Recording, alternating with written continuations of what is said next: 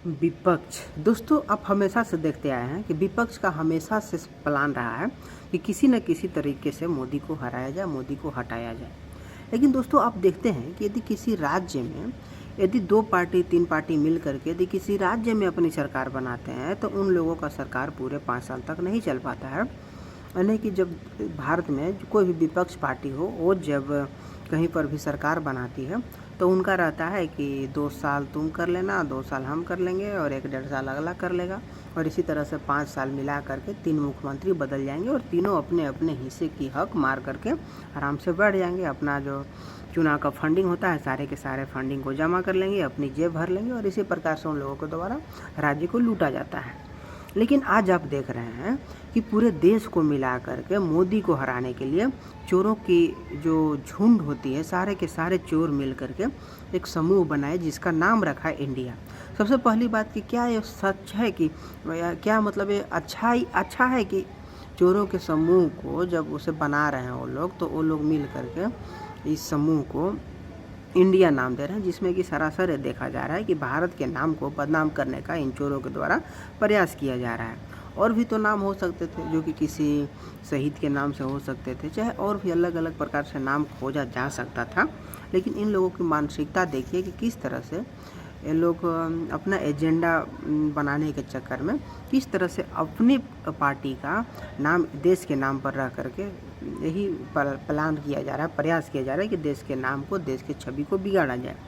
लेकिन दोस्तों, ये सत्य है कि आखिर अभी तक हमने देखा कि इंडिया जो गठबंधन बनाई गई, जो चोरों के द्वारा जो एक समूह बनाया गया, उसमें यह नहीं दिखाएगा कि आखिर उसका नेता कौन होगा, किसके प्रतिनिधित्व में वो लोग चुनाव लड़ेंगे। लेकिन उल्टे वही देखा जा रहा है कि बीजेपी के द्वारा, एनडीए के द्वारा स्पष्ट तरीके से बोला जा रहा है कि नरेंद्र मोदी इसकी अगुवाई करेंगे, नरेंद्र मोदी प्रधानमंत्री पद के दावेदार हैं। लेकिन विपक्ष में अभी तक, और यकीन मानिए यदि चर्चा कर दी जाए ना कि विपक्ष का नेता ए होगा और प्रधानमंत्री के उम्मीदवार ए होंगे, तो इन लोगों में इतनी मारकाट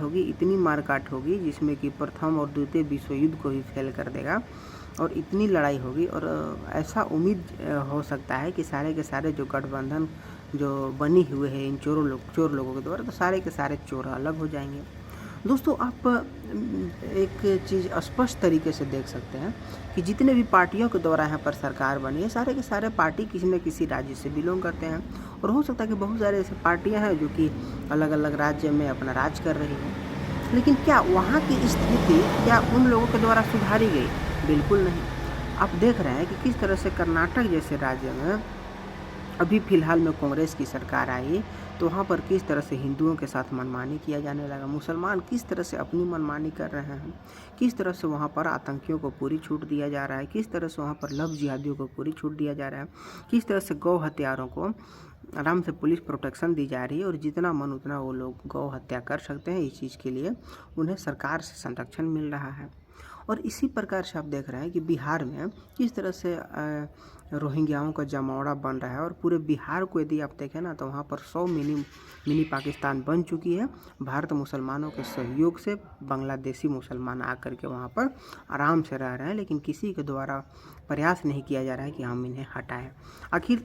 विदेशी कचरा आ करके देश में रह रहा है, लेकिन भारत के मुख्यमंत्रियों को ज़रा सा भी शर्म नहीं है कि हम उन्हें भगाएं। हमारे देश के संसाधन का उपयोग कर रहे हैं और हमारे देश के लोगों को इसमें नुकसान पहुंच रहा है। ऐसा किसी के द्वारा नहीं हो रहा है। लेकिन सबसे शर्म की बात उन लोगों को शर्म आनी चाहिए ना, जो लोग विपक्ष जैसे गठबंधन को समर्थन कर रहे हैं, जो जानते हुए कि मोदी आज किस तरह से देश में विकास का काम कर रहे हैं और किस तरह से लोगों यहाँ पर शांति व्यवस्था बनाए हुए हैं, लेकिन इसके बावजूद भी वो लोग गठबंधन इन चोर जैसे लोगों को आज चुनाव में समर्थन करते हैं। खैर, ये तो सत्य है कि चाहे गठबंधन बना करके नाम किसी भी प्रकार से कोई भी नाम रख लो, लेकिन इन चोरों के बहकावे में देश की 50-60% जनता नहीं आएगी। लेकिन कुछ 30-40% मूर्ख हैं जो कि इस चीज़ को नहीं समझ रहे हैं और देशद्रोह करने वालों को भी आसानी से वोट दे रहे हैं, अपना कीमती वोट, और अपनी आने वाले भविष्य को पूरी तरह से पानी में डुबो रहे हैं, पूरी तरह से बर्बाद कर रहे हैं।